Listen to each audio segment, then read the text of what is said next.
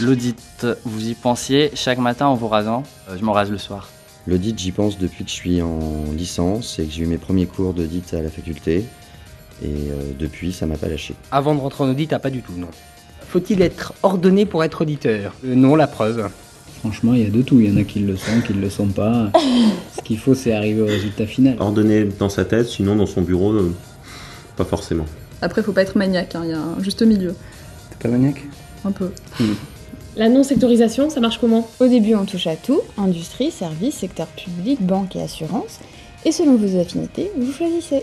En sortant de l'école, je suis pas sûre qu'on ait les clés pour choisir le secteur dans lequel on veut travailler. Donc on nous donne le temps de réfléchir et de faire notre choix et je trouve que c'est plutôt pas mal. La comptabilité et vous, une histoire d'amour? Oh oui. Oui, une histoire d'amour. Pas vraiment. Pas du tout. C'est relatif. Oui, une histoire d'amour.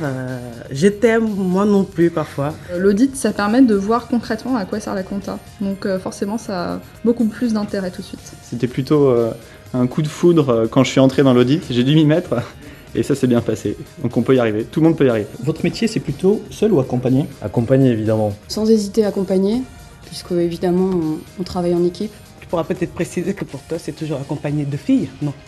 Un auditeur, ça s'est compté. Combien font 37 x 93? Bah écoute, l'ingénieur, moi je suis ingé, donc j'ai plus mes preuves à faire. Toi, vas-y, 37 x 93. Moi, je sors tout de suite ma calculette. Là, tout de suite, rapidement, non, pas possible. Voilà. Ça va être autour de 3600. En contrôle de cohérence, c'est parfait. Je sais pas, 384. 3484. Donc voilà, c'est pour ça qu'il faut se fier à la calculatrice. L'audit chez Mazars, c'est comme partout ailleurs, oui, sauf l'esprit.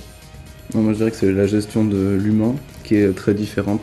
La différence Mazars, c'est qu'on est proche de nos clients, on les écoute et on répond à leurs besoins sur mesure. Bah, comme on est challenger, on est obligé d'être meilleur. Ouf. Une anecdote à partager, Toi, Brest, non? Ouais, Brest, chantier naval militaire, donc visite d'un super destroyer de la marine française. Une anecdote à partager. Les potins du cabinet, bien sûr, il y en a toujours. Alors il y en a tellement. Je suis restée coincée pendant un week-end à Miami parce qu'il y avait une tempête de neige à New York.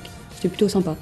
Il y en a tellement. Un inventaire passé dans un casino sur une nuit de 3h à 11h du matin à compter des jetons, des billets de banque et des machines à sous. Aucune n'est racontable. Ma rencontre avec Pascal. L'après-Mazars, vous y pensez déjà? Oui, ce soir j'ai un dîner prévu avec des amis. Ça fait 8 ans que je suis chez Mazars et ça doit faire 7 ans que je pense à l'après-Mazars. Et tous les ans, je trouve tout un tas de bonnes raisons pour continuer l'aventure. Oui, j'ai commencé à y penser. L'après-Mazars, pour moi, c'est Mazars à l'international. Pas très longtemps, peut-être seulement Brason. Qu'est-ce qui vous reste à découvrir chez Mazars? Ah bah, plein de choses. Les joies du management. Le réseau international. Les conventions d'associés. Des missions transverses dans le groupe. Toutes les soirées qui vont venir. Enfin, plein de choses. Un dernier mot à ajouter. Bonne chance. Venez chez Mazars parce que vous aurez la possibilité de commencer par de l'audit financier et d'évoluer par la suite dans du conseil. Tout simplement être soi-même. Tenez bon parce que le mois de mai, il y a pas mal de séminaires. Mazars, c'est bien. Faites-vous plaisir. Mazars, c'est nous.